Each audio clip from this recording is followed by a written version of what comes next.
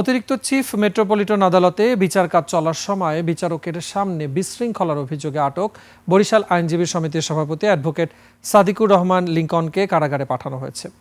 এই ঘটনায় সাদিক সহ বিএনপিপন্থী 12 আইনজীবীর বিরুদ্ধে মামলা করেছেন আদালতের বেঞ্চ সহকারী রাজীব মজুমদার। প্রতিবাদে আদালত বর্জন কর্মসূচি পালন করছেন বিএনপিপন্থী আইনজীবীরা।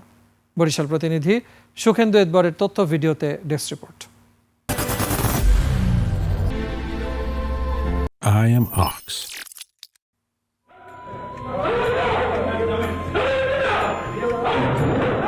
সামাজিক যোগাযোগ মাধ্যমে ছড়িয়ে পড়া সিসিটিভির ফুটেজে দেখা যায় আদালতের এজলাসে ঢুকে বেশ কয়েকজন আইনজীবী হট্টগোল করছেন, হুমকিও দিচ্ছেন বিচারককে। মঙ্গলবারের এই ঘটনা বরিশাল অতিরিক্ত চিফ মেট্রোপলিটন আদালতের। বুধবার দুপুরে হট্টগোলে নেতৃত্ব দেয়া বরিশাল আইনজীবী সমিতির সভাপতি সাদিকুর রহমান লিংকনকে আদালত থেকে আটক করে পুলিশ। পরে অতিরিক্ত চিফ মেট্রোপলিটন ম্যাজিস্ট্রেটের আদালতে হাজির করা হলে বিচারক SM শরিয়তুল্লাহ তাকে জেল হাজতে পাঠানোর নির্দেশ দেন। এর পরপরই উত্তাপ ছড়িয়ে পড়ে আদালত পাড়ায়।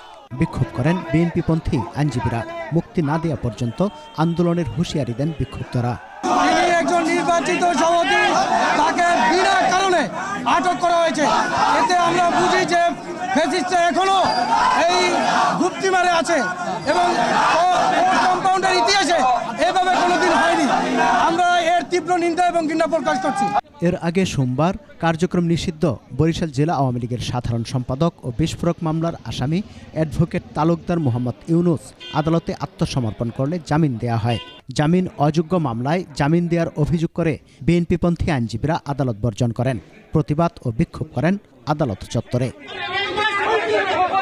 সমর ইসলাম, 21 টেলিভিশন।